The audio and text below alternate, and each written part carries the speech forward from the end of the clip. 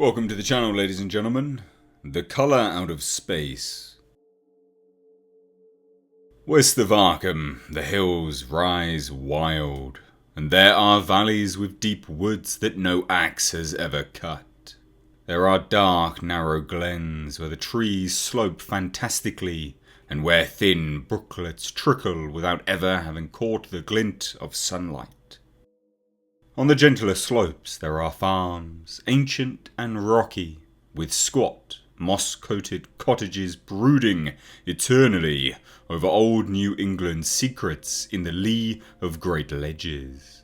But these are all vacant now, the wide chimneys crumbling and the shingled sides bulging perilously beneath low bramble roofs.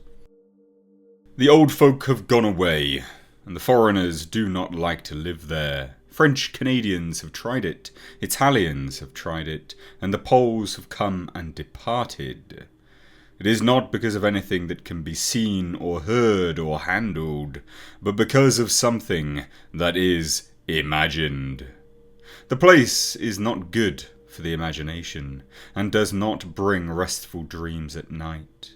It must be this which keeps the foreigners away, for old Ammi Pierce has never told them of anything he recalls from the strange days.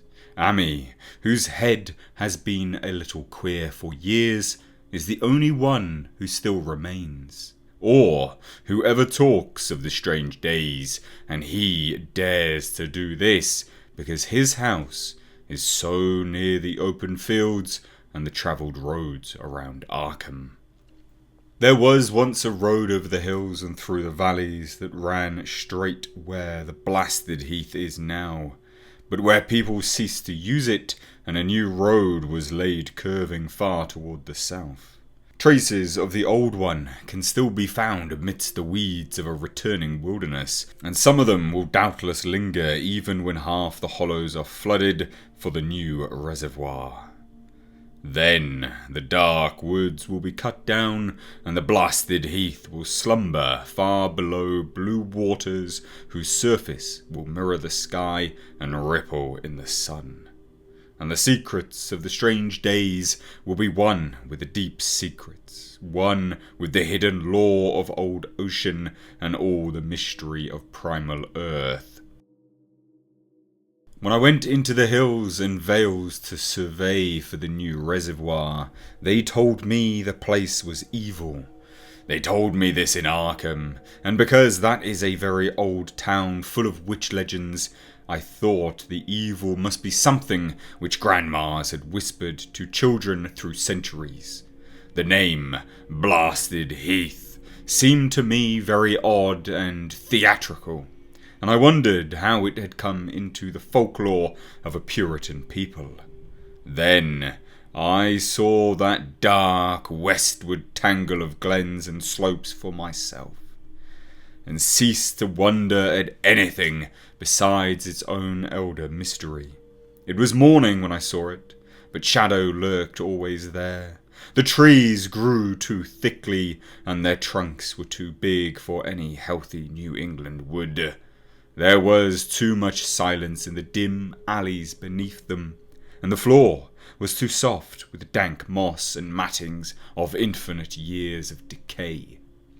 In the open spaces, mostly along the line of the old road, there were little hillside farms, sometimes with all the buildings standing, sometimes with only one or two, and sometimes with only a lone chimney or fast-filling cellar.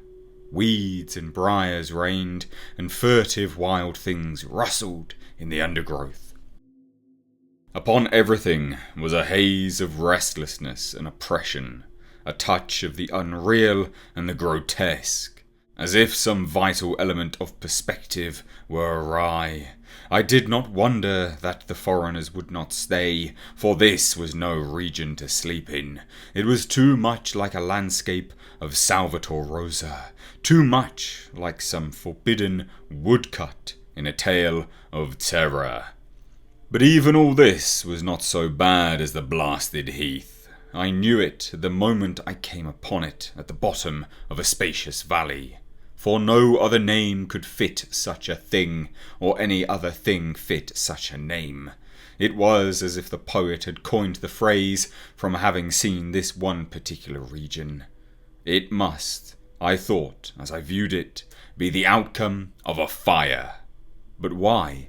Why had nothing new ever grown over those 5 acres of grey desolation that sprawled open to the sky like a great spot eaten by acid in the woods and fields?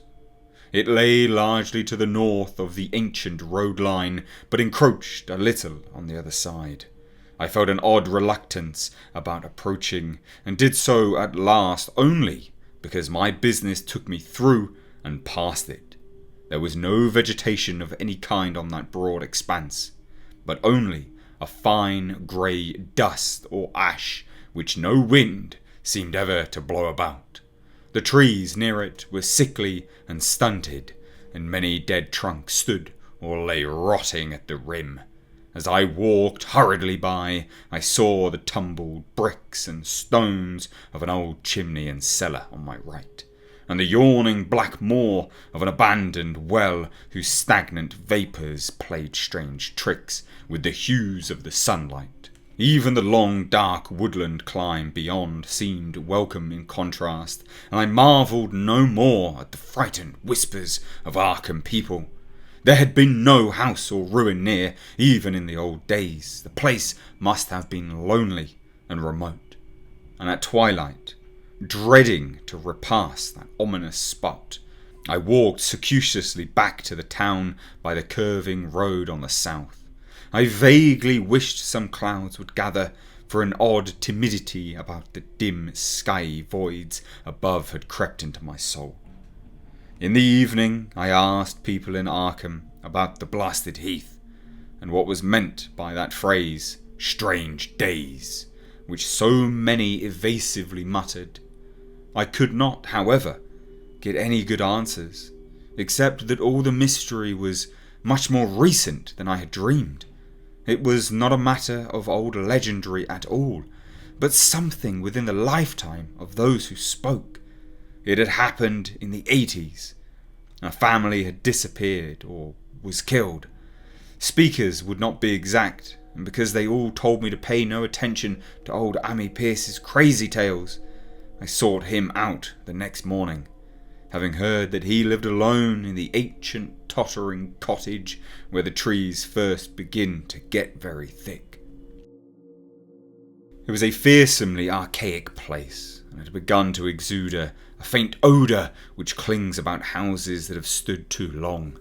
Only with persistent knocking could I rouse the aged man, and when he shuffled timidly to the door, I could tell he was not glad to see me. He was not so feeble as I had expected, though, and his eyes drooped in a curious way. His unkempt clothing and white beard made him seem very worn and dismal. Not knowing just how he could best be launched on his tales, I feigned a matter of business. I told him of my surveying and asked vague questions about the district. He was far brighter and more educated than I had been led to think, and before I knew it had grasped quite as much of the subject as any man I had talked with in Arkham. He was not like other rustics I had known in the sections where reservoirs were to be. From him there were no protests the miles of old wood and farmland to be blotted out, though perhaps there would have been had not his home lain outside the bounds of the future lake. Relief was all that he shewed, relief at the doom of the dark ancient valleys through which he had roamed all his life. They were better under water now, better under water since the strange days. And with this opening, his husky voice sank low, while his body leaned forward, and his right forefinger began to point shakily and impressively. It was then that I heard the story, and as the rambling voice scraped and whispered on, I shivered again and again, despite the summer day. Often I had to recall the speaker from ramblings, piece out scientific points which he knew only a fading parrot memory of professors' talk, or bridge over gaps where his sense of logic and continuity broke down. When he was done, I did not wonder that his mind had snapped a trifle, or that the folk of Arkham could not speak much of the blasted heath. I hurried back before sunset to my hotel, unwilling to have the stars come out above me in the open, and the next day returned to Boston to give up my position. I could not go into the dim chaos of the old forest and slope again, or face another time that grey blasted heath where the black well yawned deep beside the tumbled bricks and stones. The reservoir will soon be built now, and all those older secrets will be safe forever under watery fathoms. But even then, I do not believe I would like to visit that country by night. At least, not when the sinister stars are out, and nothing could bribe me to drink the new city water of Arkham. It all began, old Amy said, with a meteorite. Before that time, there had been no wild legends at all since the witch trials. And even then, these western woods were not feared half so much as the small island in the Miskatonic where the devil held court beside a curious stone altar older than the Indians. These were not haunted woods, and their fantastic dusk was never terrible till the strange days. Then there had come that white noontide cloud, that string of explosions in the air, and that pillar of smoke from the valley in the wood. And by night, all Arkham had heard of the great rock that fell out of the sky, and bedded itself in the ground beside the well at the Nahum Gardner place. That was the house which had stood where the blasted heath was to come. The trim, white Nahum Gardner, whose house admits its fertile gardens and orchards. Nahum had come to town to tell people about the stone, and had dropped in at Army Pierce's on the way. Army was 40 then, and all the queer things were fixed very strongly in his mind. He and his wife had gone with the 3 professors from Miskatonic University, who hastened out the next morning to see the weird visitor from unknown stellar space, and had wondered why Nahum had called it so large the day before. It had shrunk, Nahum said, as he pointed out the big brownish mound above the ripped earth and charred grass near the archaic well sweep in his front yard. But the wise men answered that stones do not shrink. Its heat lingered persistently, and Nahum declared it had glowed faintly in the night. The professors tried it with a geologist's hammer, and found it was oddly soft.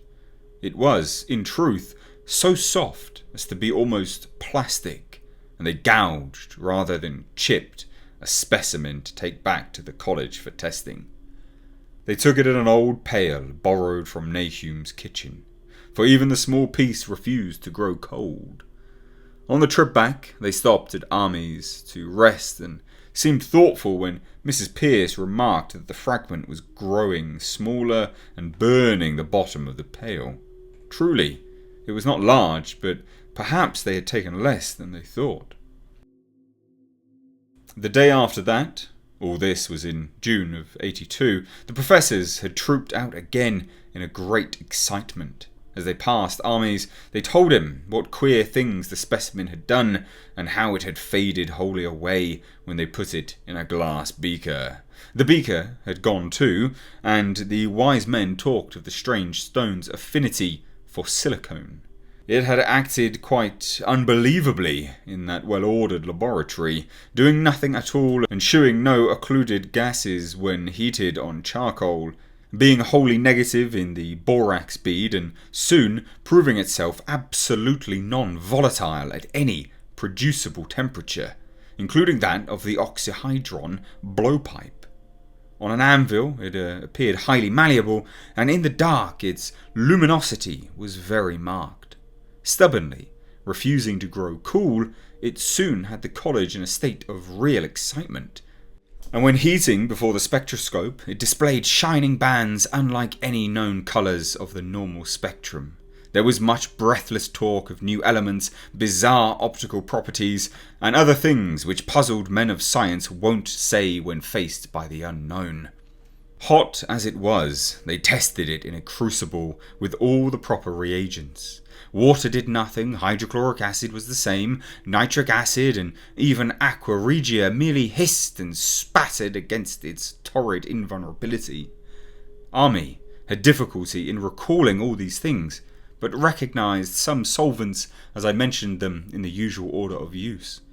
There were ammonia and caustic soda, alcohol and ether, nauseous carbon disulfide, and a dozen others. But although the weight grew steadily less as time passed, and the fragment seemed to be slightly cooling, there was no change in the solvents to show that they had attacked the substance at all. It was a metal, though, beyond a doubt. It was magnetic, for one thing, and after its immersion in the acid solvents, there seemed to be faint traces of the Windmanstatten figures found on the meteoric iron. When the cooling had grown very considerable, the testing was carried on in glass, and it was in a glass beaker that they left all the chips made of the original fragment during the work. The next morning, both chips and beaker were gone without trace, and only a charred spot marked the place on the wooden shelf where they had been. All this the professors told Army as they paused at his door, and once more he went with them to see the stony messenger from the stars. Though this time his wife did not accompany him. It had now most certainly shrunk, and even the sober professors could not doubt the truth of what they saw.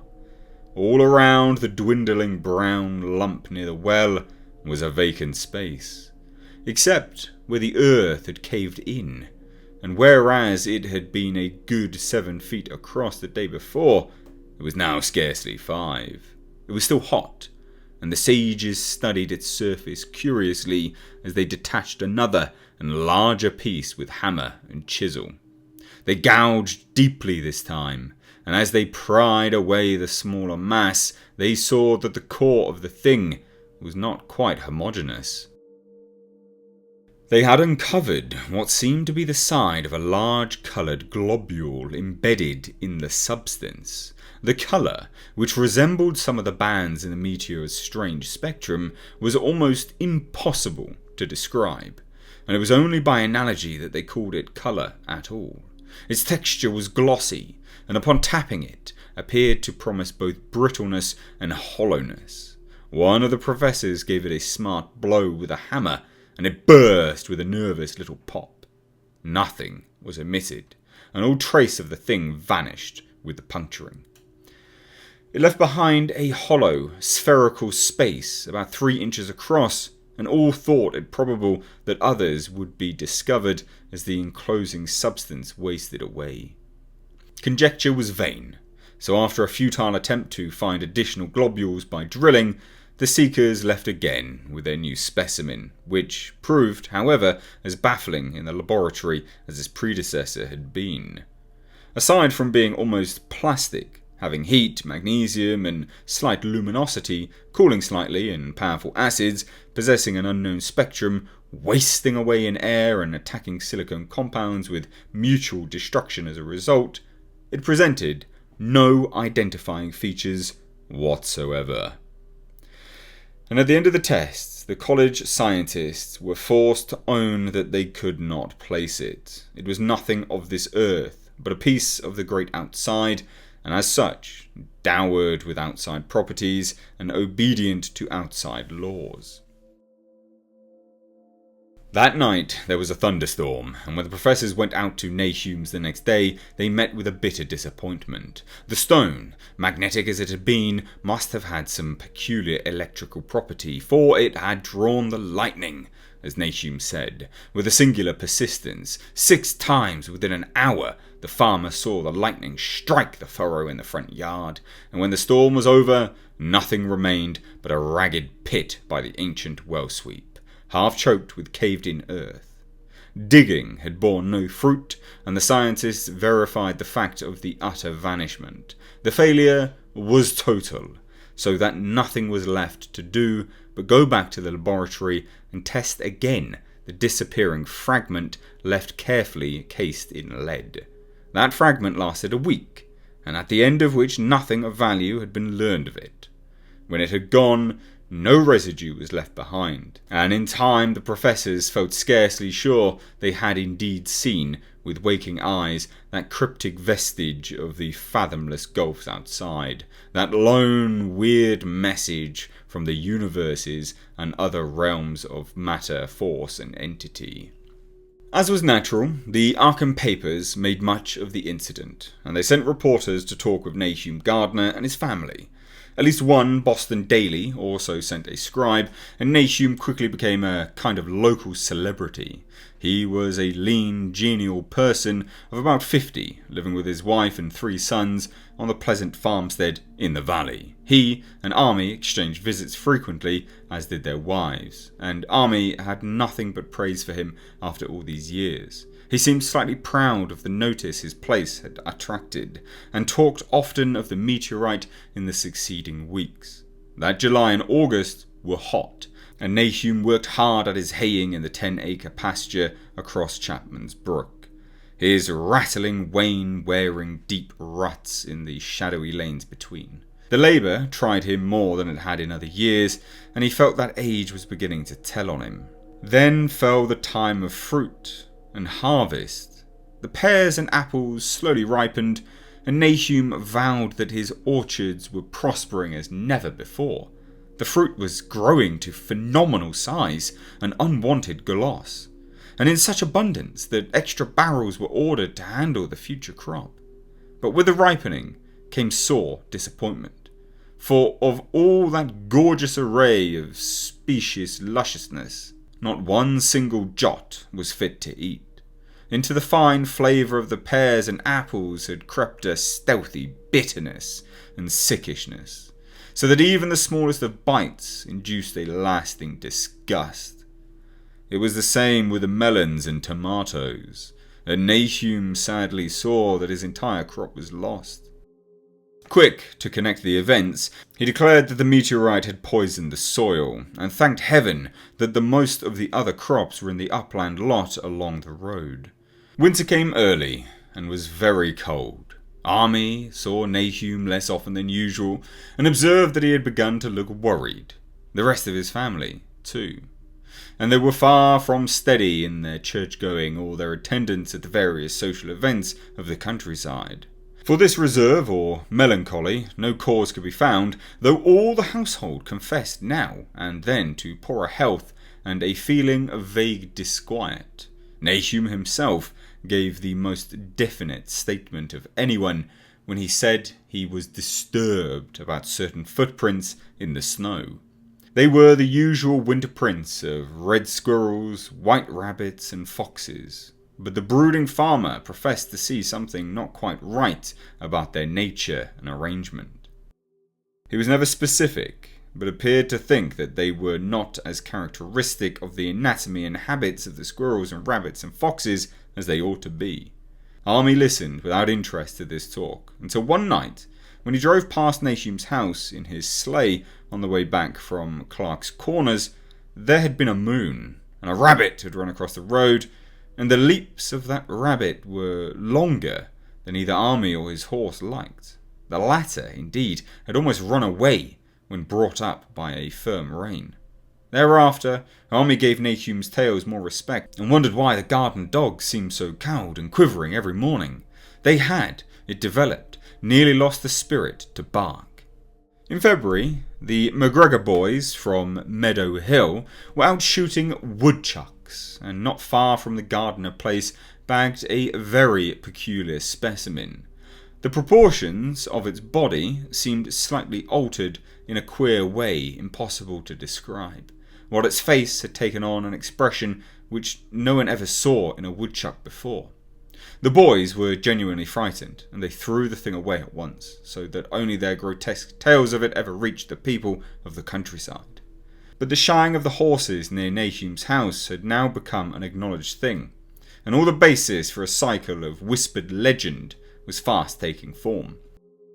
People vowed that the snow melted faster around Nahum's than it did anywhere else, and early in March there was an awed discussion in Potter's General Store at Clark's Corners. Stephen Rice had driven past Gardner's in the morning and had noticed the skunk cabbages coming up through the mud by the woods across the road. Never were things of such size seen before, and they held strange colours that could not be put into any words. Their shapes were monstrous, and the horse had snorted at an odour which struck Stephen as wholly unprecedented. That afternoon, several persons drove past to see the abnormal growth, and all agreed that plants of that kind ought never to sprout in a healthy world. The bad fruit of the fall before was freely mentioned, and it went from mouth to mouth that there was poison in Nahum's ground. Of course, it was the meteorite, and remembering how strange the men from the college had found that stone to be, several farmers spoke about the matter to them. One day they paid Nahum a visit, but without no love of wild tales and folklore, were very conservative in what they inferred. The plants were certainly odd, but all skunk cabbages are more or less odd in shape and odour and hue. Perhaps a mineral element from the stone had entered the soil, but it would soon be washed away, and as for the footprints and frightened horses, of course, this was merely country folk which such a phenomenon as the aerolite would be certain to start. There was really nothing for serious men to do in cases of wild gossip, for superstitious rustics will say and believe anything. And so, all through the strange days, the professors stayed away in contempt. Only one of them, when given 2 files of dust for analysis and a police job over a year and a half later, recalled that the queer colour of that skunk cabbage had been very like one of the anomalous bands of light shown in the meteor fragment in the college spectroscope, and like the brittle globule embedded in the stone from the abyss. The samples in this analysis case gave the same odd bands at first, though later they lost the property. The trees budded prematurely around Nahum's, and at night they swayed ominously in the wind. Nahum's second son, Thaddeus, a lad of 15, swore that they swayed also when there was no wind. But even the gossips would not credit this. Certainly, however, restlessness was in the air. The entire Gardner family developed the habit of stealthy listening. Though not for any sound which they could consciously name, the listening was, indeed, rather a product of moments when consciousness seemed half to slip away. Unfortunately, such moments increased week by week, till it became common speech that something was wrong with all of Nahum's folk. When the early saxifrage came out, it had another strange colour. Not quite like that of the skunk cabbage, but plainly related and equally unknown to anyone who saw it. Nahum took some blossoms to Arkham and showed them to the editor of the Gazette, but that dignitary did no more than write a humorous article about them, in which the dark fears of rustics were held up to the polite ridicule. It was a mistake of Nahum's to tell a stolid city man about the way the great, overgrown morning cloak butterflies behaved in connection with these saxifrages. April brought a kind of madness to the country folk, and began that disuse of the road past Nahum's which led to its ultimate abandonment. It was the vegetation. All the orchard trees blossomed forth in strange colours, and through the stony soil of the yard and adjacent pasturage there sprang up a bizarre growth, which only a botanist could connect with the proper flora of the region. No sane, wholesome colours were anywhere to be seen, except in the green grass and leafage. But everywhere, those hectic and prismatic variants of some diseased underlying primary tone without a place among the known tints of earth. The Dutchman's breeches became a thing of sinister menace, and the bloodroots grew insolent in their chromatic perversion. Army and the Gardners thought that most of the colours had a sort of haunting familiarity, and decided that they reminded one of the brittle globule in the meteor. Nahum ploughed and sowed the 10-acre pasture and the upland lot, but did nothing with the land around the house. He knew it would be of no use, and hoped that the summer's strange growths would draw all the poison from the soil.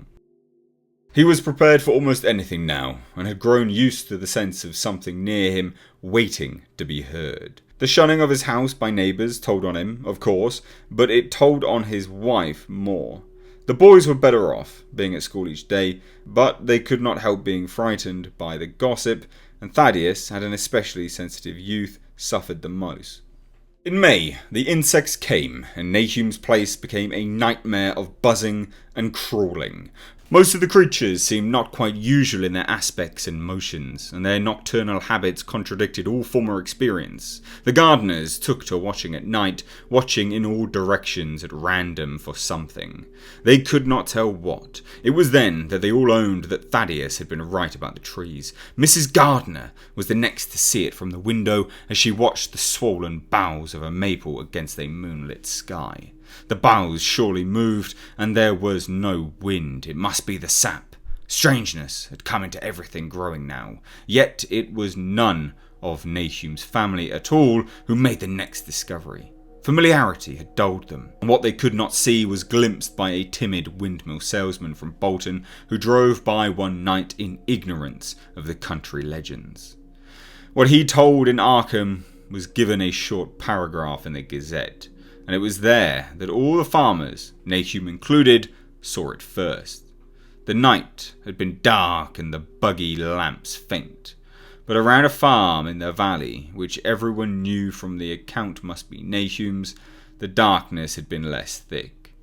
A dim, though distinct luminosity seemed to inhere in all the vegetation, grass, leaves and blossoms alike, while at one moment a detached piece of the phosphorescence appeared to stir furtively in the yard near the barn.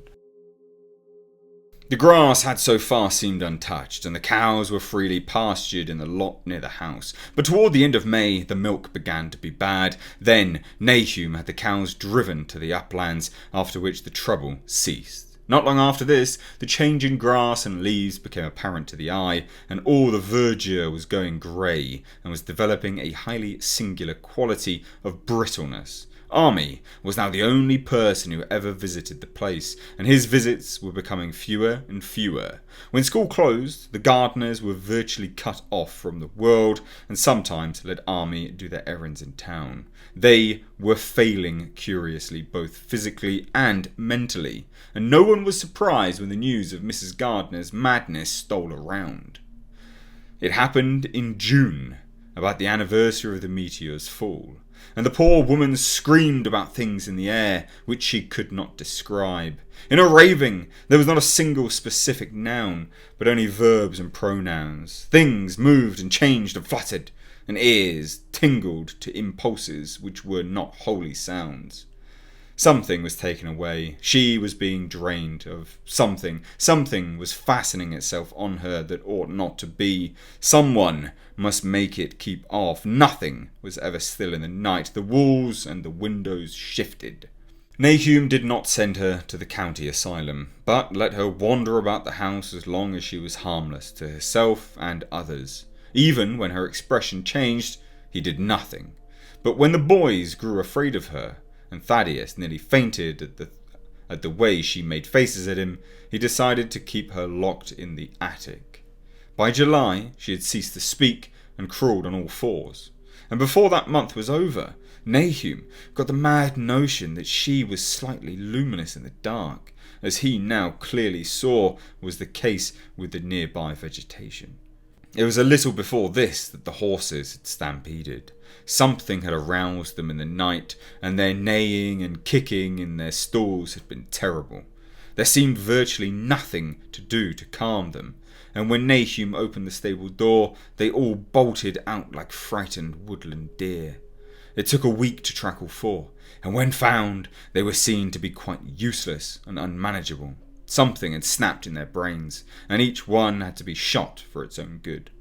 Nahum borrowed a horse from Army for his haying, but found it would not approach the barn. It shied, balked, and whined, and in the end he could do nothing but drive it into the yard, while the men used their own strength to get the heavy wagon near enough the hayloft for convenient pitching. And all the while the vegetation was turning grey and brittle, Even the flowers whose hues had been so strange were greying now, and the fruit was coming out grey and dwarfed and tasteless. The asters and the goldenrod bloomed grey and distorted, and the roses and cineres and hollyhocks in the front yard were such blasphemous-looking things that Nahum's oldest boy, Zenas, cut them down.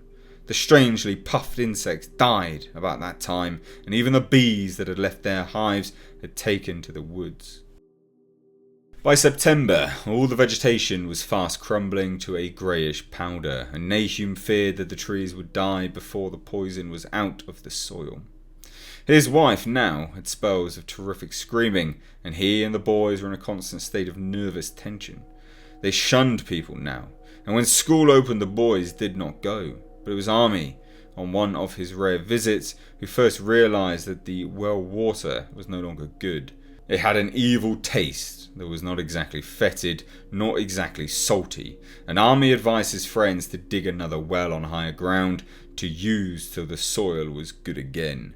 Nahum, however, ignored the warning, for he had by that time become calloused to strange and unpleasant things. He and the boys continued to use that tainted supply, drinking it as listlessly and mechanically as they ate their meagre and ill-cooked meals and did their thankless and monotonous chores through the aimless days. There was something of stolid resignation about them, as if they walked half in another world between lines of nameless guards to a certain and familiar doom. Thaddeus went mad in September after a visit to the well. He had gone with a pail and had come back empty-handed, shrieking and waving his arms, and sometimes lapsing into an inane titter or a whisper about the moving colours down there. 2 in one family was pretty bad, but Nahum was very brave about it. He let the boy run about for a week until he began stumbling and hurting himself, and then he shut him in the attic room across the hall from his mother's. The way they screamed at each other from behind their locked doors was very terrible, especially to little Merwin, who fancied they talked in some terrible language that was not of earth. Merwin was getting frightfully imaginative with his restlessness, was worse after the shutting away of the brother who had been his greatest playmate. And almost at the same time, the mortality among the livestock commenced. Poultry turned greyish and died, their meat being found dry and noisome upon cutting. Hogs grew inordinately fat, then suddenly began to undergo loathsome changes which no one could explain. Their meat was of course useless, and Nahum was at his wit's end. No rural veterinary would approach this place, and the city veterinary from Arkham was openly baffled. The swine began growing grey and brittle and falling to pieces before they died, and their eyes and muzzles developed singular alterations. It was very inexplicable, for they had never been fed from the tainted vegetation. Then something struck the cows. Certain areas, or sometimes the whole body, would be uncannily shriveled or compressed, and atrocious collapses or disintegrations were common. In the last stages, and death was always the result, there would be a greying and turning brittle like that which beset the hogs. There would be no question of poison, for all the cases occurred in a locked and undisturbed barn. No bites of prowling things could have brought the virus, for what live beast of earth can pass through solid obstacles? It must be only natural disease, yet what disease could wreak such results was beyond any mind's guessing. When the harvest came, there was not an animal surviving on the place, for the stock and poultry were dead, and the dogs had run away. These dogs, 3 in number, had all vanished one night and were never heard of again. The 5 cats had left some time before, but their going was scarcely noticed, since there now seemed to be no mice, and only Mrs. Gardner had made pets of the graceful felines. On the 19th of October, Nahum staggered into Army's house with hideous news. The death had come to poor Thaddeus in his attic room, and it had come in a way which could not be told. Nahum had dug a grave in the family plot behind the barn, and had put therein what he found. There could have been nothing from outside, for the small barred window and locked door were intact, but it was much as it had been in the barn. Army and his wife consoled the stricken man as best they could, but shuddered as they did so. Stark terror seemed to cling round the Gardners and all they touched, and the very presence of one in the house was a breath from regions unnamed and unnameable. Army accompanied Nahum home with the greatest reluctance, and did what he might to calm the hysterical sobbing of little Merwin. Zenas needed no calming. He had come of late to do nothing but stare into space and obey what his father told him, and Army thought that his fate was very merciful. Now and then, Merwin's screams were answered faintly from the attic, and in response to an inquiring look, Nahum said that his wife was getting very feeble. When night approached, Army managed to get away, for not even friendship could make him stay in that spot when the faint glow of the vegetation began and the trees may or may not have swayed without wind. It was really lucky for Army that he was not more imaginative. Even as things were, his mind was bent ever so slightly, but had he been able to connect and reflect upon all the portents around him, he must inevitably have turned a total maniac. In the twilight, he hastened home, the screams of the mad woman and the nervous child ringing horribly in his ears. 3 days later, Nahum lurched into Army's kitchen in the early morning, and in the absence of his host stammered out a desperate tale once more, while Mrs. Pierce listened in a clutching fright. It was little Merwin this time. He was gone. He had gone out late at nights with a lantern and pail for water, and had never come back. He'd been going to pieces for days and hardly knew what he was about. Screamed at everything. There had been a frantic shriek from the yard then, but before the father could get to the door, the boy was gone. There was no glow from the lantern he had taken, and the child himself no trace. At the time, Nahum thought the lantern and pail were gone too, but when dawn came, and the man had plodded back from his all-night search of the woods and fields, he had found some very curious things near the well. There was a crushed and apparently somewhat melted mass of iron, which had certainly been the lantern, while a bent bale and twisted iron hoops beside it, both half fused, seemed to hint at the remnants of the pail. And that was all. Nahum was past imagining. Mrs. Pierce was blank, and Army, when he had reached home and heard the tale, could give no guess. Merwin was gone, and there would be no use in telling the people around, who shunned all gardeners now. No use either in telling the city people at Arkham, who laughed at everything.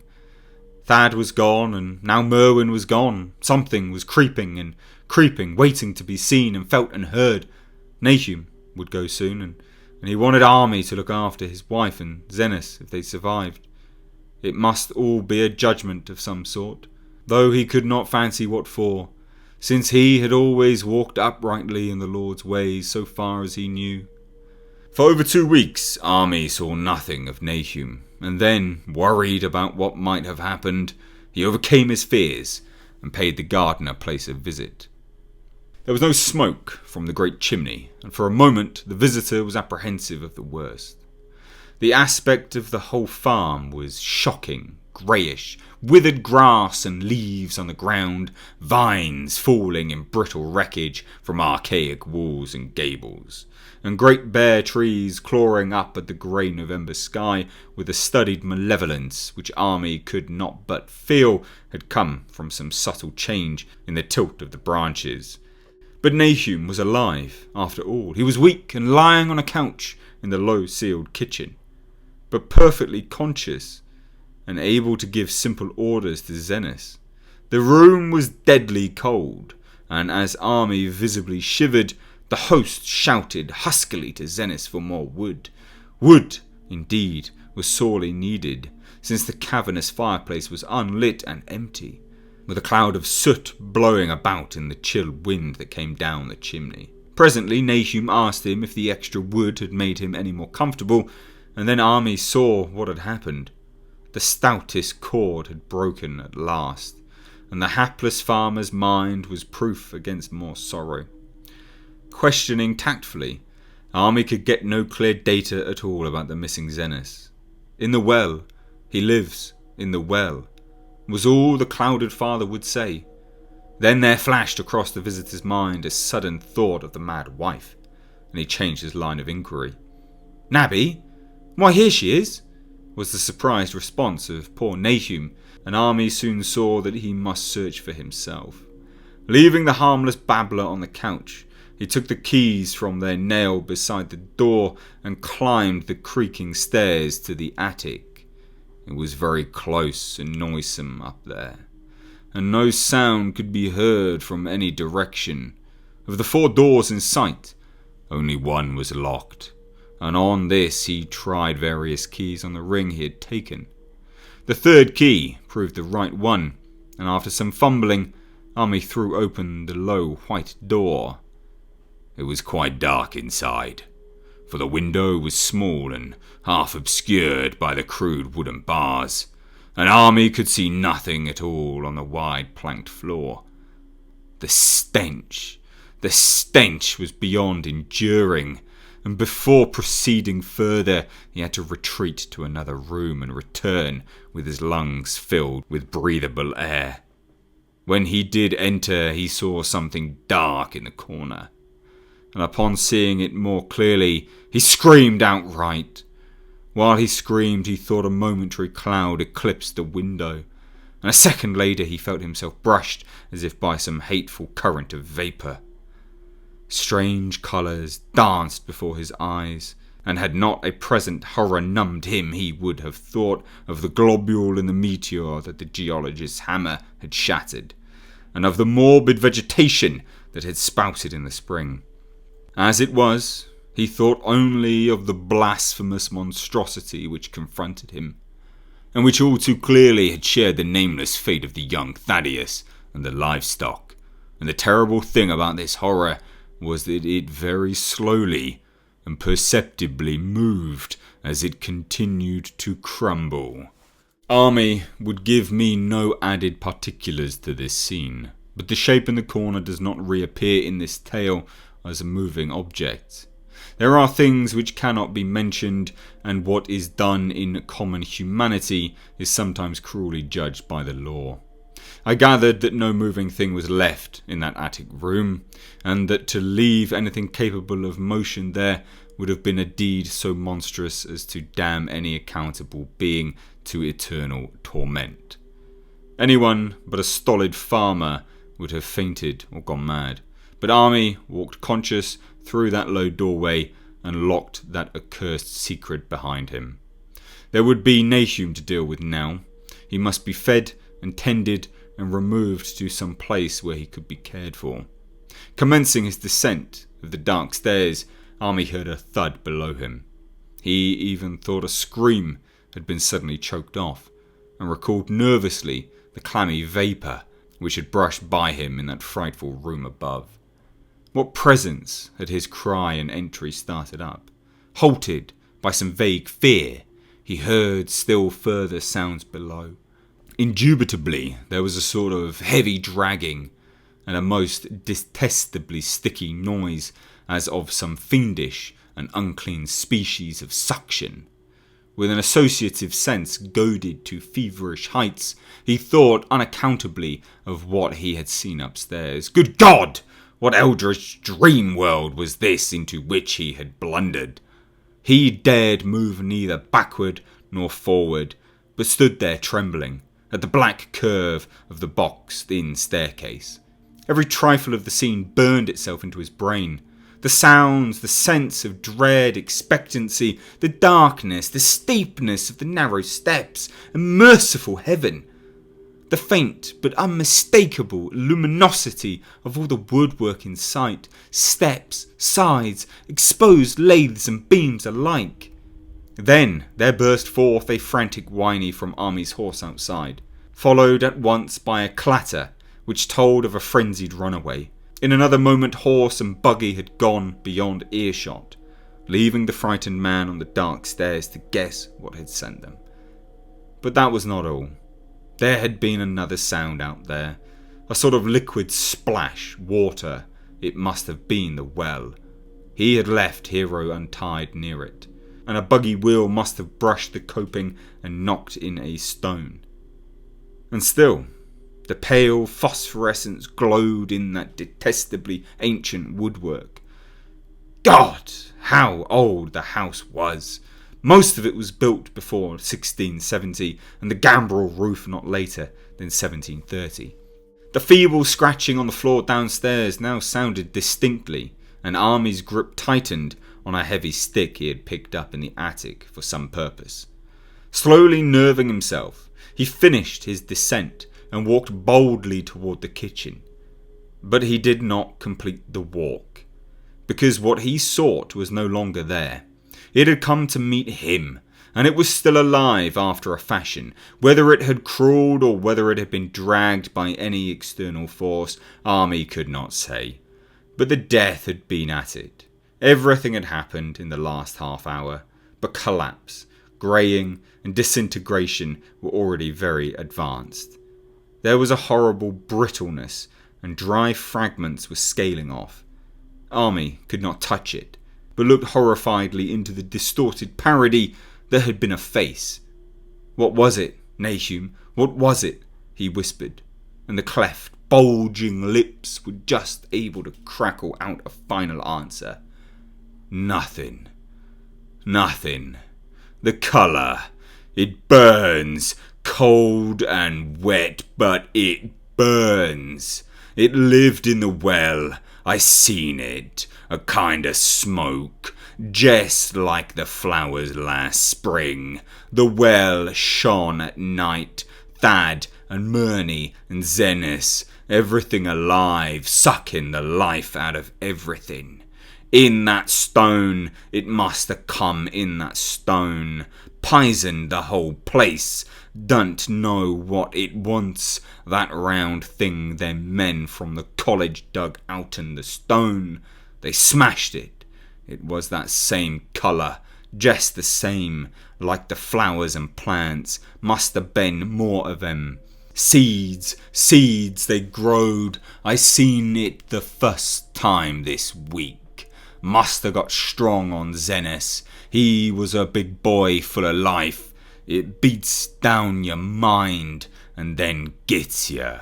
Burns you up in the well water. You was right about that. Evil water. Zenis never coming back from the well. Can't get away. Draws ye. Ye know summit's coming, but 'tain't no use. I seen it, time and again, St. Zenis was took. Was nabby, Army. My head's no good. Don't know how long St. I fed her. I'll get her if you want careful. Just the colour. Her face is getting to have that colour sometimes towards night. And it burns and sucks. It comes from some place where things ain't as they is here. One of them professors said so. He was right. Look out, Army. It'll do something more. Sucks the life out. But that was all. That which spoke could speak no more, because it had completely caved in. Army laid a red checked tablecloth over what was left and reeled out the back door into the fields. He climbed the slope to the 10-acre pasture and stumbled home by the north road and the woods. He could not pass that well from which his horse had run away. He had looked at it through the window and had seen that no stone was missing from the rim. Then the lurching buggy had not dislodged anything at all, and the splash had been something else, something which went into the well after it had done with poor Nahum. When Army reached his house, the horse and buggy had arrived before him and thrown his wife into fits of anxiety. Reassuring her without explanations, he set out at once for Arkham and notified the authorities that the Gardner family was no more. He indulged in no details, but merely told of the deaths of Nahum and Nabby, that of Thaddeus being already known, and mentioned that the cause seemed to be the same strange ailment which had killed the livestock. He also stated that Merwin and Zenis had disappeared. There was considerable questioning at the police station, and in the end, Army was compelled to take 3 officers to the Gardner farm, together with the coroner, the medical examiner and the veterinary who had treated the diseased animals. He went much against his will, for the afternoon was advancing and he feared the fall of night over that accursed place, but it was some comfort to have so many people with him. The 6 men drove out in a Democrat wagon following Army's buggy and arrived at the pest-ridden farmhouse about 4 o'clock. Used as the officers were to gruesome experiences, not one remained unmoved at what was found in the attic and under the red-checked tablecloth on the floor below. The whole aspect of the farm, with its grey desolation, was terrible enough, but those 2 crumbling objects were beyond all bounds. No one could look long at them, and even the medical examiner admitted that there was very little to examine. Specimens could be analysed, of course, so he busied himself in obtaining them. And here it develops that a very puzzling aftermath occurred at the college laboratory where the 2 phials of dust were finally taken. Under the spectroscope, both samples gave off an unknown spectrum, in which many of the baffling bands were so precisely like those which the strange meteor had yielded in the previous year. The property of emitting this spectrum vanished in a month, the dust thereafter consisting mainly of alkaline phosphates and carbonates. Army would not have told the men about the well if he had thought they meant to do anything then and there.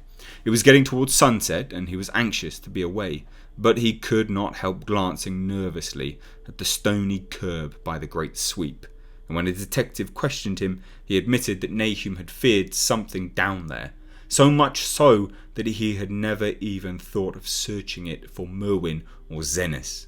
After that, nothing would do but that they attempted and explore the well immediately.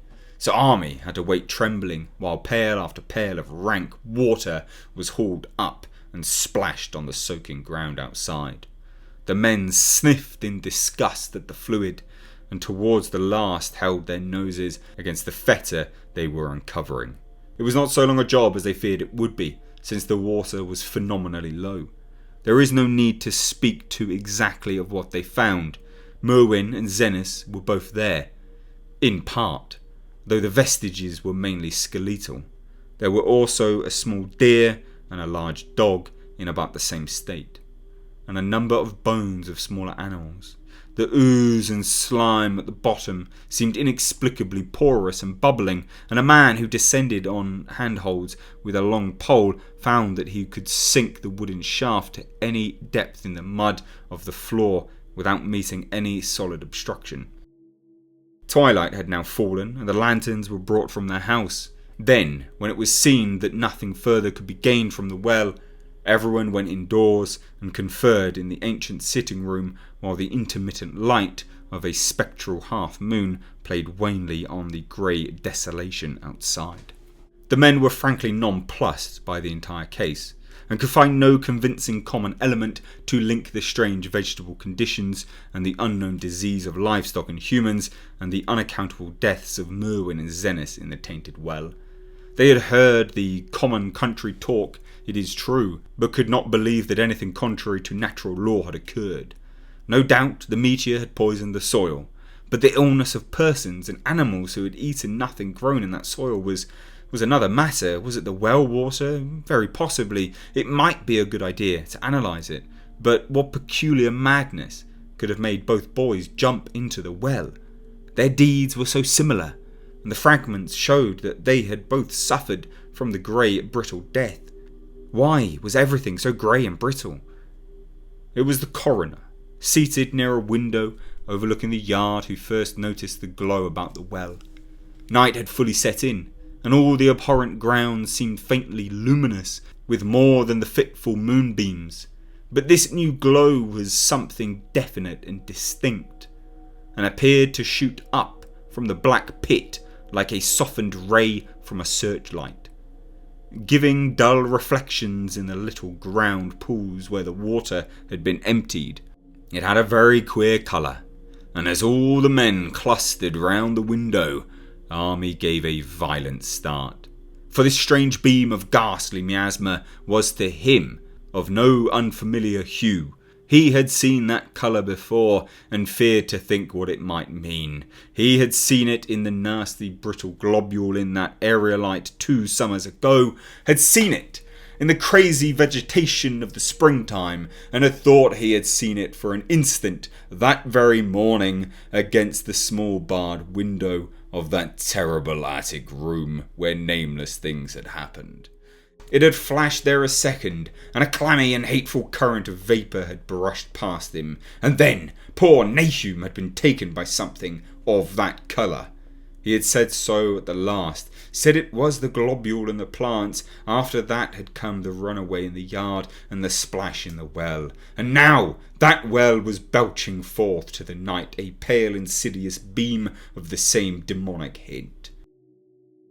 It does credit to the alertness of Army's mind that he puzzled, even at the tense moment, over a point which was essentially scientific. He could not but wonder at this gleaning of the same impression from a vapour glimpsed in the daytime, against the window opening on the morning sky, and from a nocturnal exhalation seen as a phosphorescent mist against the black and blasted landscape. It wasn't right. It was against nature. And he thought of those terrible last words of his stricken friend. It came from some place where things ain't as they is here. One of them professors said so. All 3 horses outside, tied to a pair of shriveled saplings by the road, were now neighing and pawing frantically. The wagon driver started for the door to do something, but Army laid a shaky hand on his shoulder. Don't go out there, he whispered. There's more to this nor what we know. Nahum said something lived in the well that sucks your life out. He said it must be summat growled from a round ball like no one we all seen in the meteor stone that fell a year ago June. Sucks and burns, he said, and is just a cloud of colour like that light out there now, that ye can hardly see and can't tell what it is. Nahum thought it feeds on everything living and gets stronger all the time. He said he's seen it this last week. It must be something from away off in the sky, like the men from the college last year, says the meteor stone was. The way it made and the way it works ain't no way o' God's world. It's summat from beyond. So the men paused indecisively as the light from the well grew stronger and the hitched horses pawed and whinnied in the increasing frenzy. It was truly an awful moment, with terror in that ancient and accursed house itself. 4 monstrous sets of fragments, 2 from the house and 2 from the well in the woodshed behind, and that shaft of unknown and unholy iridescence from the slimy depths in front. Army had restrained the driver on impulse, forgetting how uninjured he himself was after the clammy brushing of that coloured vapour in the attic room. But perhaps it is just as well that he acted as he did. No one will ever know what was abroad that night, and though the blasphemy from beyond had not so far hurt any human of unweakened mind, there is no telling what it might not have done at that last moment.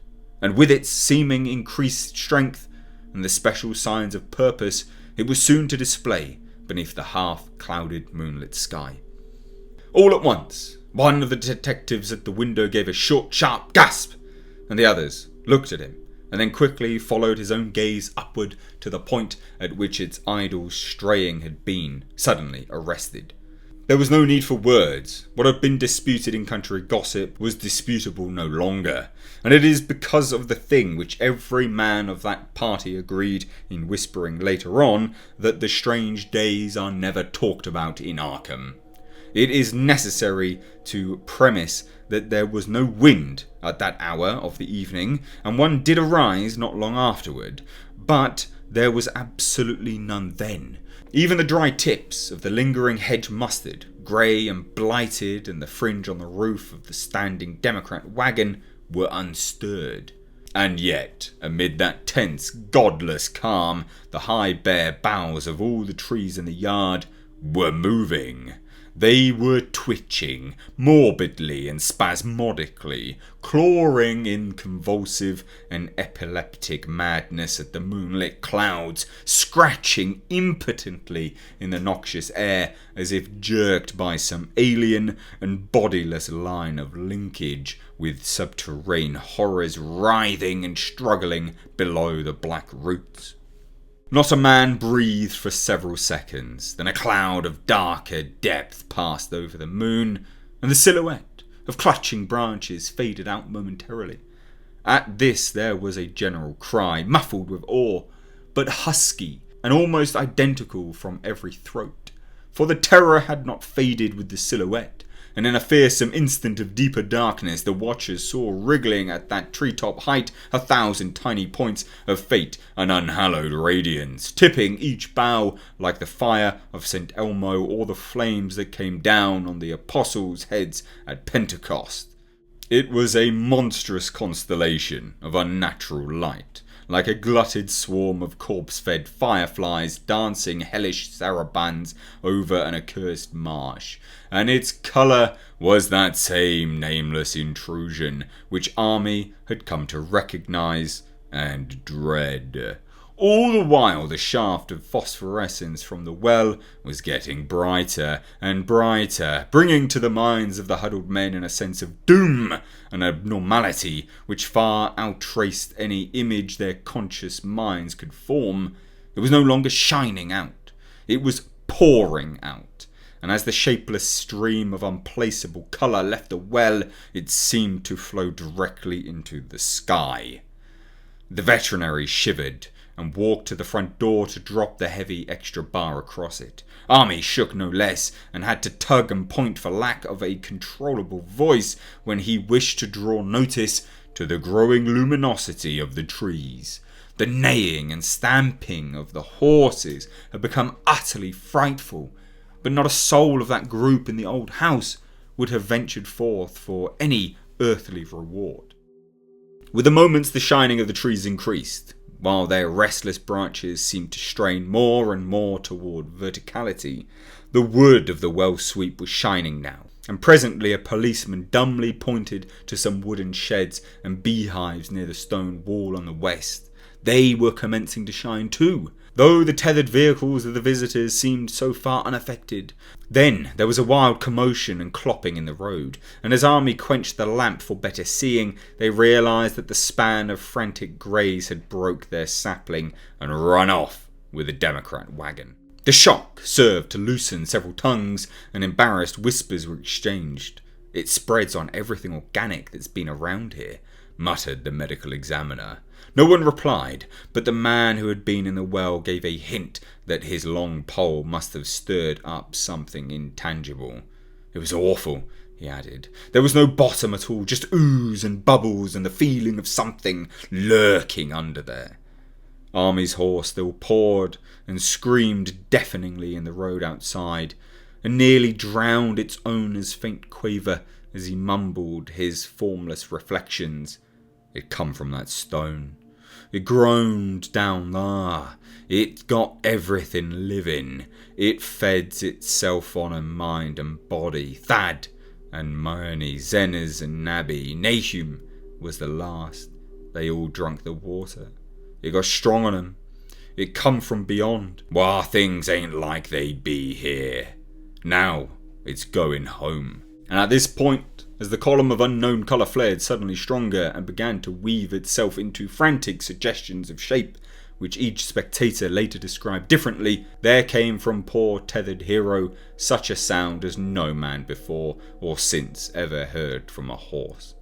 Every person in that low-pitched sitting room stopped his ears, and Army turned away from the window in horror and nausea. Words could not convey it. When Army looked out again, the hapless beast lay huddled inert on the moonlit ground between the splintered shafts of the buggy. That was the last of Hero till they buried him next day.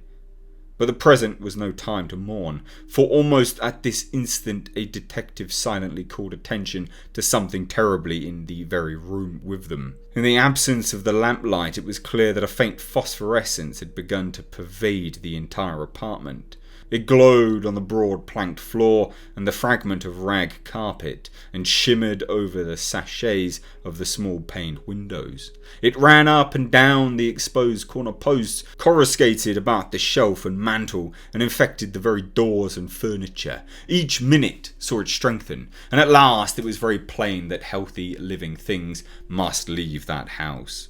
Army showed them the back door and the path through the fields to the 10-acre pasture. They walked and stumbled as in a dream, and did not dare look back till they were very far on the high ground. They were glad of the path, for they could not have gone the front way by that well. It was bad enough passing the glowing barn and sheds and those shining orchard trees with their gnarled, fiendish contours, but thank heaven the branches did their worst, twisting high up. The moon went under some very black clouds as they crossed their rustic bridge over Chapman's Brook, and it was blind groping from there to the open meadows. When they looked back towards the valley and the distant Gardner place at the bottom, they saw a fearsome sight. All the farm was shining, and the hideous unknown blend of colour, trees, buildings, and even such grass and herbage as had not been wholly changed to lethal grey bitterness. The boughs were all straining skyward, tipped with tongues of foul flame, and lambent tricklings of the same monstrous fire were creeping about the ridgepoles of the house, barn, and sheds. It was a scene, it was a vision, and over all the rest reigned that riot of luminous amorphousness, that alien and undimensioned rainbow of cryptic poison from the well, seething, feeling, lapping, reaching, scintillating, straining, and malignly bubbling in its cosmic and unrecognizable chromaticism. Then, without warning, the hideous thing shot vertically upward towards the sky like a rocket or meteor, leaving behind no trail and disappearing through a round and curiously regular hole in the clouds, before any man could gasp or cry out. No watcher can ever forget that sight, when armies stared blankly at the stars of Cygnus, Deneb, twinkling above the others, where the unknown colour had melted into the Milky Way, but his gaze was the next moment called swiftly to earth by the crackling in the valley. It was just that, only a wooden ripping and crackling, and not an explosion, as so many others of the party vowed. Yet the outcome was the same, for in one feverish kaleidoscopic instant there burst up from that doomed and accursed farm a gleamingly eruptive cataclysm of unnatural sparks and substance, blurring the glance of the few who saw it, and sending forth to the zenith a bombarding cloudburst of such coloured and fantastic fragments as our universe must needs disown. Through quickly reclosing vapours, they followed the great morbidity that had vanished, and in another second they had vanished too. Behind and below was only a darkness to which the men dared not return, and all about was a mounting wind which seemed to sweep down in black froth gusts from interstellar space. It shrieked and howled and lashed the fields and distorted woods in a mad cosmic frenzy. Till soon, the trembling party realised it would be no use waiting for the moon to show what was left down there at Nahum's. Too awed even to hint theories, the 7 shaking men trudged back toward Arkham by the North Road. Army was worse than his fellows and begged them to see him inside his own kitchen instead of keeping straight on to town. He did not wish to cross that nighted, wind-whipped woods alone to his home on the main road, for he had had an added shock that the others were spared, and was crushed forever with a brooding fear he dared not even mention for many, many years to come.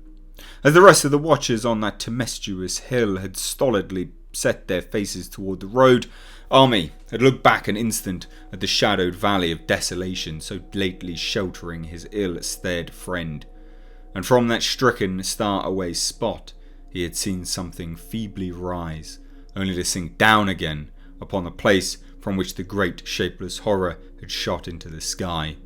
It was just a colour, but not any colour of our earth or heavens, and because Army recognised that colour, and knew that this last faint remnant must still lurk down there in the well, he has never been quite the same since.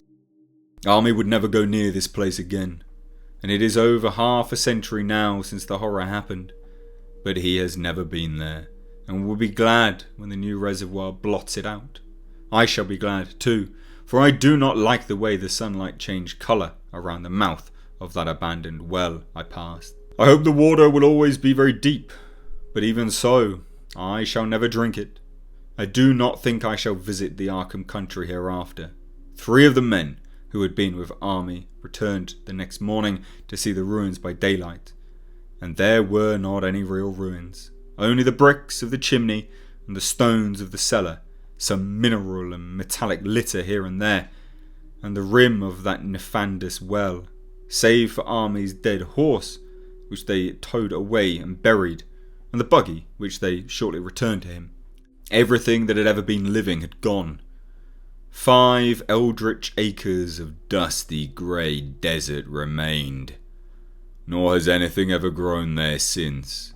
To this day, it sprawls open to the sky like a great spot eaten by acid in the woods and fields, and the few who have even dared glimpse it in spite of the rural tales have named it the Blasted Heath. The rural tales are queer.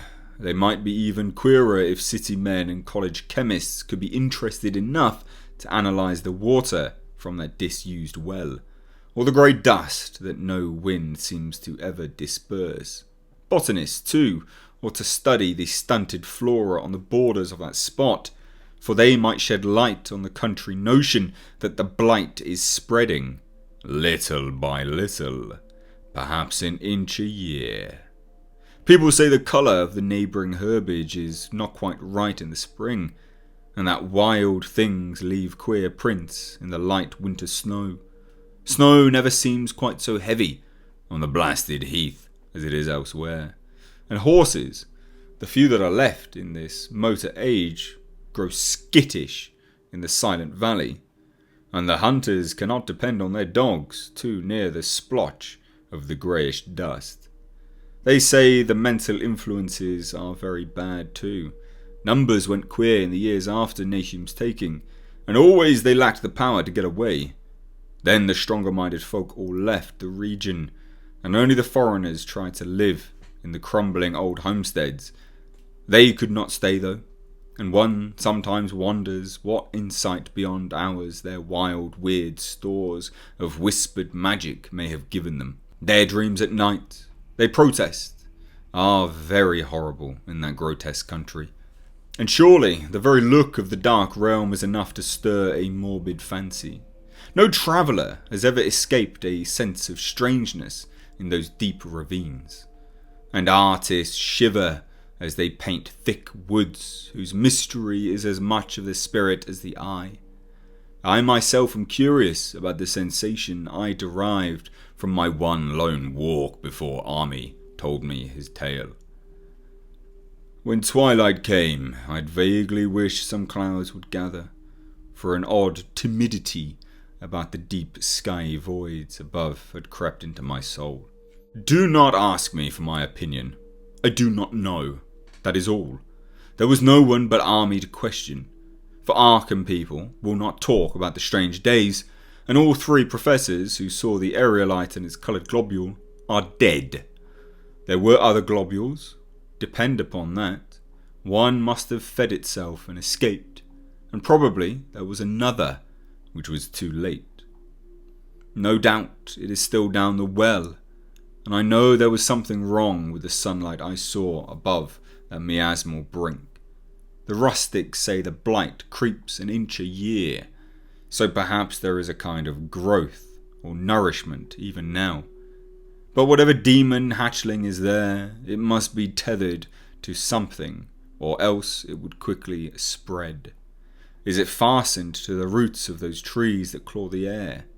One of the current Arkham tales is about fat oaks that shine and move as they ought not to do at night. What it is, only God knows. In terms of matter, I suppose the thing Army described would be called a gas. But this gas obeyed laws that are not of our cosmos.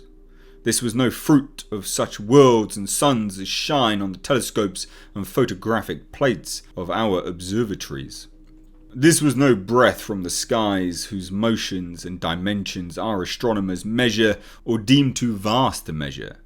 It was just a colour out of space.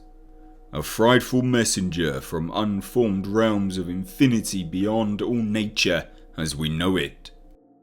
From realms whose mere existence stuns the brain and numbs us with the black extra-cosmic gulfs it throws open before our frenzied eyes. I doubt very much if Army consciously lied to me, and I do not think his tale was all a freak of madness as the townfolk had forewarned. Something terrible came to the hills and valleys on that meteor, and something terrible, though I know not in what proportion, still remains. I shall be glad to see the water come. Meanwhile, I hope nothing will happen to Army. He saw so much of the thing, and its influence was so insidious. Why has he never been able to move away? How clearly he recalled those dying words of Nahum's. Can't get away. Draws ye. Ye know summit's coming, but 'tain't no use. Army is such a good old man. When the reservoir gang gets to work, I must write the chief engineer to keep a sharp watch on him. I would hate to think of him as the grey, twisted, brittle monstrosity which persists more and more in my troubling sleep.